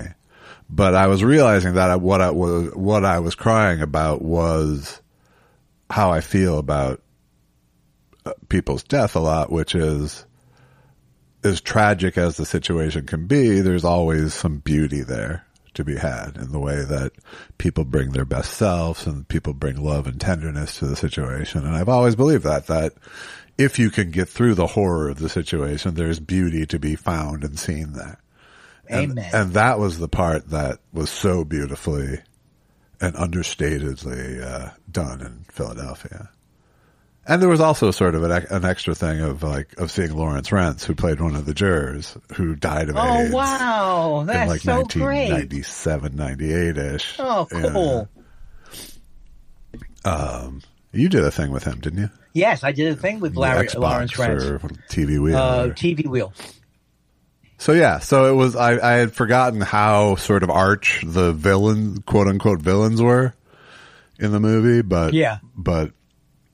the human side of it was pretty beautifully done, I thought. Oh, but I thought you were giving you love this part, but it was a little this. That's what I'm saying. Yeah. What was the part that you didn't like as much? Like I said, the archness and the sort of melodramaticness of the. Yes. You mean that's the courtroom scenes, kind of? Yeah, and just all the homophobia stuff was all a little sort of heavy-handed. But I think that was, I think it's hard for me to put myself back in 1993 culture to see if that was an appropriate level of teaching for the time or a little late in the game. Well, just remember Barack Obama. It was Joe Biden who said he was in favor of same-sex marriage. Yeah, no, and that was 2008 when Barack Obama. This was 1993. So right, and obviously it resonated. It was a very successful movie, and he won an Oscar for the performance, which I don't think was unwarranted. But I mean, if it was made today, he never would have played that part. There would have been an actual gay actor playing that part. Right, it would have been a travesty to see him because he was doing it. I heard he did it very swishy-like. No, he didn't really. I'm just kidding. Why can't I kid with you anymore? But you do see. I mean, you see choices that are being made by an actor to be gay. Right? You know what I mean? You have to make some kind of choice. Right. It has to look bad. It was a mostly very tasteful performance, I thought. But then I watched That Thing You Do, which I've seen a million times, and although it's totally confectionery, I like it. I like that one too. It's cute, right? Yeah. And the songs aren't bad either, right? That's the key to the whole thing, is that the actual the titular song was so perfect and never grates on you to the point where you can't fucking hear the song again. And that's a pretty delicate thing to ride, and they did a good job. I have one. Adam Schlesinger, who was from Fountains of Wayne, who died during COVID, wrote that song. Oh, wow. Do you like the Fountains of Wayne? I do a lot, yeah. I don't know who they are. Fountains of Wayne. What did I say? I was just... Okay, so it's the Fountains of Wayne. Right, just like it's the Talking Heads to you. No, it's not. It's the. It's the Talking Heads. Stupid. So that guy had a good career. What happened to me? People want to know. What happened to are they doing more hanky things? I'm trying to think if there's anything I need to see again. I did like the one where he's dancing in FAO Schwartz. Yeah, big. I thought that was a good movie. Yeah, he made a lot of good ones. Yeah. The best movie he made? Punchline. True enough. Let's go to questions. Okay? It's time for questions. What do you want to know? We love your questions so much. It's half our show. Half our show. Greg Kelly, speak of the Devil Town. When I hear this, I'll be in Philadelphia for the Home Run Derby. Always amazing to see these stars have dads and brothers pitched to them. Reminds me of going to the Derby at the Astrodome in 1986. Throwing to Angels rookie Wally Joyner was family friend James Mason. Wow. Defies imagination, really. He ruins a perfectly wonderful anecdote. I remember it well. I was in the war with Wally's father, Jerry Joyner.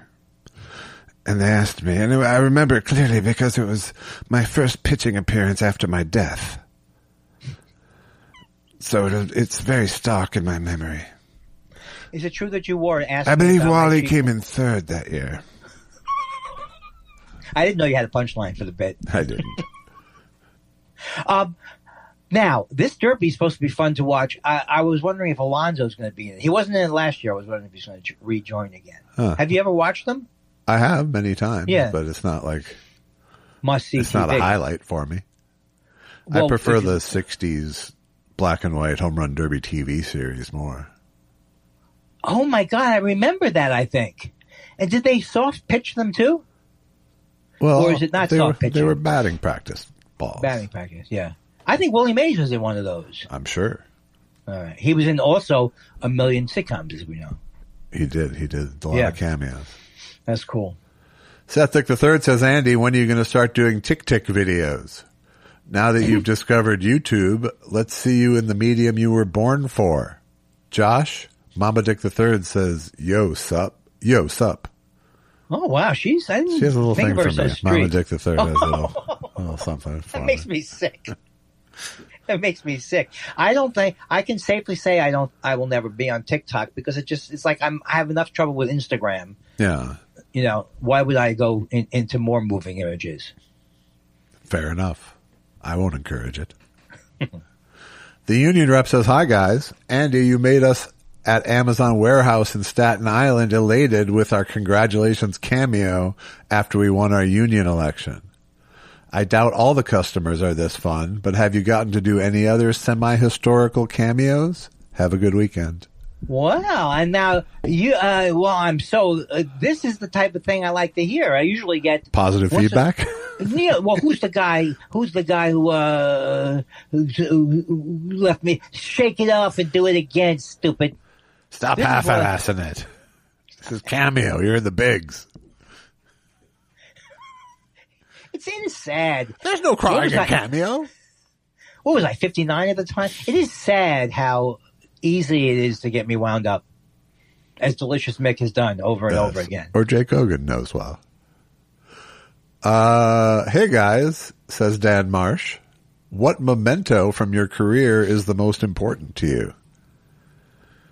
I don't know. Do you have a memento from I do. It's the signed Don Rickles to my dad because my dad loved it. Yeah. So that's my favorite one. I have my Arnold Palmer's autograph to my dad here on my wall. That's so cool. That is so cool. But there's nothing I would like grab in a fire really. To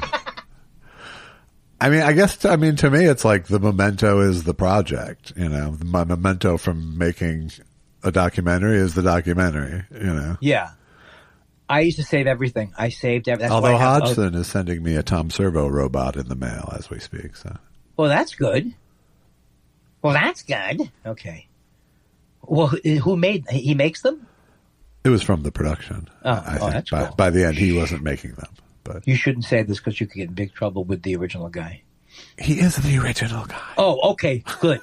Good. John Dunbar says, Josh, where do you think LeBron is going? Are you sorry to see him leave the Lakers? How are you feeling about the Doncic, Reeves, Kessler power trio? Andy, same questions. That's not fair. I don't know anything about it. I know about the Knicks. Mitchell Robinson went to another team. I suspect LeBron will end up in Cleveland. But I'm not certain, but I suspect it. I'm kind of sorry to see him leave the Lakers. I'm not. I think it's kind of right and natural that he does. And I don't think it's anyone's fault. I think, he came here for his final chapter and then that chapter just kept getting longer and longer and longer and the Lakers needed to sort of think about their next era and they traded for Doncic and then LeBron had to play in a way that, why would you want to play that way after you've been playing another way your whole career, but I like LeBron, and I do think he's the reason I think he's sort of the GOAT, the best ever, is that I think, unlike Jordan, he wasn't a sociopath, And I think that's the thing that people think is great. I just saw Charles Barkley saying that Kobe and Jordan were like in front of LeBron to him because they no one ever said LeBron or no one ever said Jordan or Kobe were a nice guy, and LeBron's a nice guy. I'm like, yeah, that's in his plus column for me. Right, right. Who he was saying is a negative? Yeah, that he was saying he wasn't truly a killer like those two. Oh, God, and I'm like, Barkley. Yeah. Shut up. So that's what I like about him, even though he's dripping with ego and passive aggression throughout his career and all that. Right. I think he wouldn't shake a hand with a guy once. No, I don't think that. I don't care about that. Overblown. That's just people nailing him with cell phones. But I'm just talking about. It seems like people who've been his teammate loved being his teammate, whereas there's plenty of people who didn't have fun playing with Jordan or Kobe. No. In fact, Michael Jordan tortured many of the on on his team. Seems as like part of we saw the same thing. Sure. But you think now he hates the Cleveland owner, though, doesn't he? No, they made up before his last reunion. Okay, so I'm sorry. Go ahead. And I think the new power trio very white, but I think Walker Kessler is was the best center they could get for Luka. That was at all available. And I really like Austin Reeves. So it's three white guys? It's three white guys as the anchor going. Did they do that on purpose? I don't know. Interesting that LeBron leaves and the Lakers go all white. They were pretty honky last year, too. Zero Sombrero says, are there any advertising techniques that entice you? For me, it's whenever a product is presented on a blank background, like Apple has done for decades. I think the cleanliness of it appeals to my compulsions. Well, I think Apple in general, that's one of their things, is they have excellent design, and that's why you're attracted to Apples. I think there's something to that. I don't know that it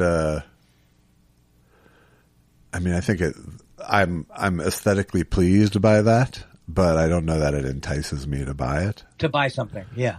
I can't really. I mean, I was so indoctrinated into Apple from my earliest computer contacts.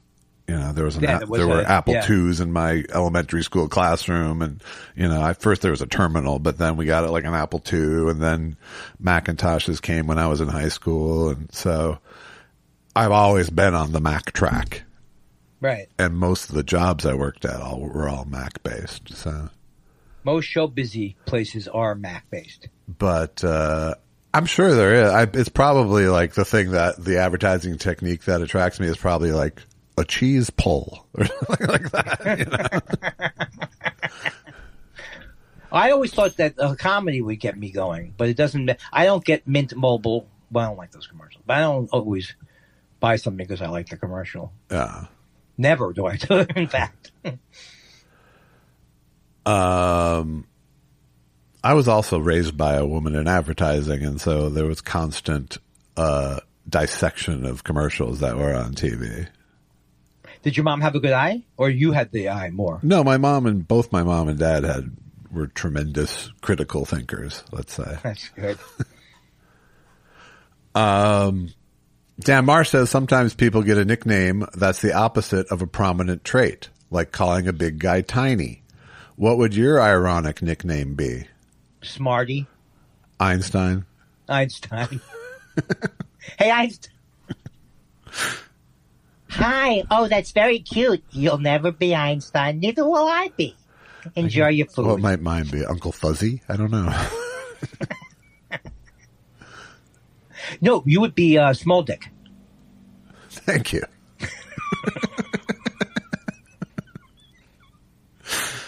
I named a character in a script Big Tiny once. I love that. Madkowski says, would Andy do a cameo for Mitch McConnell? How much money would it take? Would he donate the proceeds to charity? If so, which one? Josh, what piece of advice, I'll assume, had the greatest impact on your career, in your opinion? Is it true that Mitch McConnell's looking for cameos? Because I would.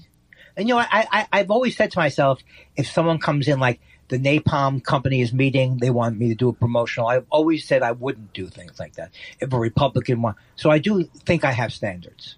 Yeah. So I probably wouldn't do the. What was the question? Mitch McConnell cameo. Yeah. Well, maybe it's his family. But it's his family. Andy, I'm a liberal, and Mitch McConnell's family, he's dying. Would you please say something? Then I would do it. Will you taunt him to death? Best piece of advice? I don't know. Wasn't do a Chinaman. It wasn't. It wasn't the Louis C.K. stuff. Right. Larry Miller encouraged me to move to L.A. That was a big moment for me. That's good. I think I had already sort of made the decision, but he was like, "You're ready."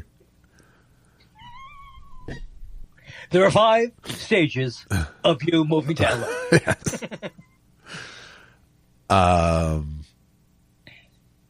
There was a good piece of advice once, always take money over credit. Oh, that's good. I like that. It only works up until, if you're below executive producer, it works. Like if you're fighting over producer, supervising producer. Yeah. I thought it was about running for comics or something like that. Yeah. What's the lowest on the producing rung? Supervising producer or? Let's see. It goes staff writer, story editor, executive story editor, producer, supervising producer, co-executive producer, executive producer. Oh, right. And people say they don't learn things from the show. Tripahara says, 1, Josh, and never the twain he'll meet was brilliant. Thank you. 2, stupid Goyim question. How is something made kosher? Can anything be made kosher? Like a hat or a coffee table? Best to Susan and Allison. I think you should answer this. You've been to an actual Hebrew school. Well, there's a bunch of kosher laws. I mean, there's a lot of things that are not, nothing is, things that aren't contained within those laws aren't inherently unkosher. Like a hat isn't unkosher unless it was made of pig skin, I assume, or something, but there's some very specific laws about there's like dietary laws that make things kosher or not. You can't mix meat and milk together. You can't, there's various combos and there is like, you can't mix certain fibers and cloth can make them unkosher. When it comes to animals, it's like there is a kosher way to kill animals, which usually is like an ultra sharp blade across it's like the fastest, least cruel way to kill is presumably.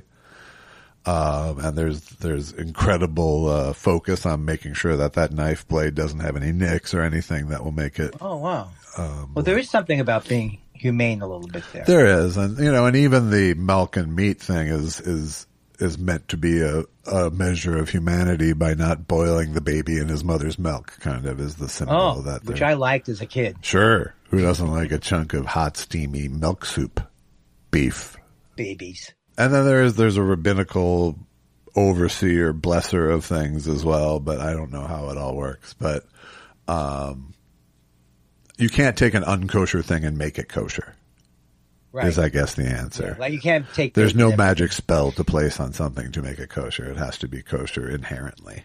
I mean, they're not crazy. It's not ridiculous. These things. I mean, it has to be cud chewing animals, split not cloven hoofs or just cloven hoofs. I don't remember which, but there's, and no shellfish. And there's like a lot of very, very extensive list of kosher laws. Right. No nitrites in the bacon. Only.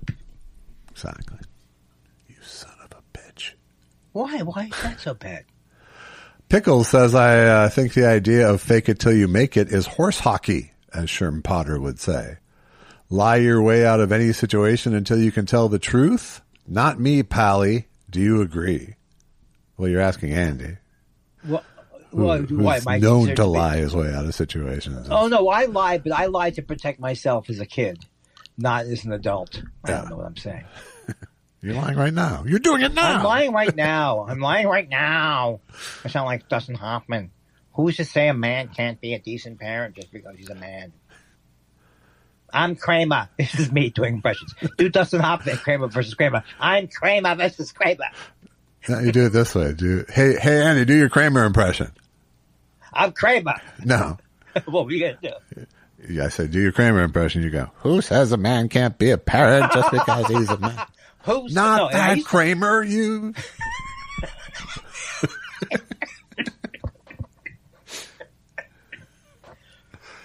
I don't even know how to do a Kramer impression right now. Oh, I know what you do. You go into a racist epithet. Isn't that what you would do? Yes. Okay. Right.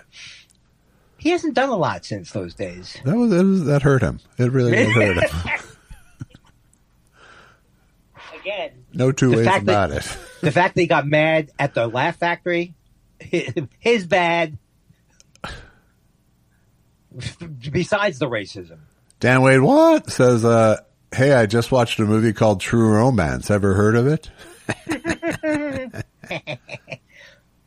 I'm going to watch it, Dan Wade. What? And Zeke Fossey says, so I am in a different city traveling for work, and I am struck by the sheer number of beautiful women everywhere. Is this because I'm in a different place and people look different? Am I just horny and away from my spouse? I'll hang up and listen. Oh my no, God. But really, just beautiful women everywhere. My area has its hotties, and you guys are in Lipstick City, so there's no comp. But come on. I assume he's in Australia, right? No, that's not Zeke Fossey's not. Oh, I thought he knew Delicious Mick. No. Again, you've just conflated them in your head as your sort of online enemies. So Zeke is a very nice guy then, who just is a lovely man. He's horny. We know that. Is it me being horny even though I'm married? Is that bad? Yes, it's bad, Zeke. It's only bad if you act on it. That's true. Thank you for understanding that is a major difference. Flores 77 says, Josh, somehow I feel that even in this day and age, you will see the Palomino doc before I have access because of your location and showbiz status and documentary interest. Also, I will not be watching for it. Are you going to seek it out at a festival? Leave the house? Sounds suspicious, right? Will you keep an eye out for Don Everly in the film? I hear he used to hang there, probably around the brothers' explosive breakup at Knott's Berry Farm. As much as a household name as the Everly brothers were and are, I have angst when I think about their later years, basically from 1966 forward, but always love too. Do you remember? Did you read about the Knott's Berry Farm thing? Yeah, I read the biography of them. I know you did. Was that an interesting part of the thing? It was just a culmination of a long simmering, ready to break upness. And did they have a fist fight or something, or they were yelling at each other? It was just a bad. I don't remember the exact situation, but they reunited after that again. But you didn't love that book, though, right? I didn't love that book because it was a little too granular. Yeah, for me, in terms of just the recording and the when and where of each track, but right. But it wasn't that interesting a story, really, in the sense that they were just, two brothers sick of each other for a long fucking time.